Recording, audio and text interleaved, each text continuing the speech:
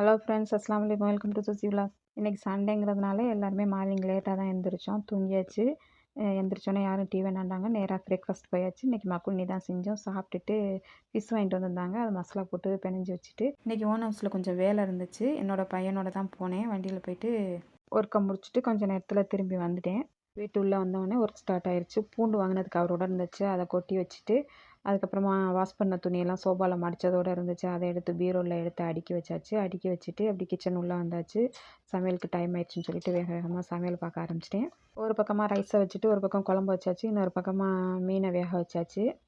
வேகமாக வேலையை பார்த்துட்டு அதுக்கப்புறமா பாப்பா வாழைப்பழத்தை வச்சு ஹல்வா செய்கிறேன்னு சொல்லியிருந்தாங்க, நெய் சோத்துக்கு நல்லாயிருக்குன்னு சொல்லிட்டு.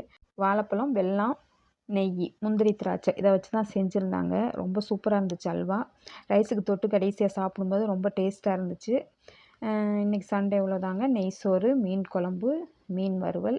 யாருக்கெல்லாம் நெய் சோத்துக்கு மீன் குழம்பு, மீன் வறுவல் பிடிக்கும், யாரெல்லாம் செஞ்சு சாப்பிட்ருக்கீங்க? பிடிச்சிருந்தா லைக் அண்ட் ஃபாலோ பண்ணுங்கள், மறக்காமல் சப்ஸ்கிரைப் பண்ணுங்கள். தேங்க்யூ.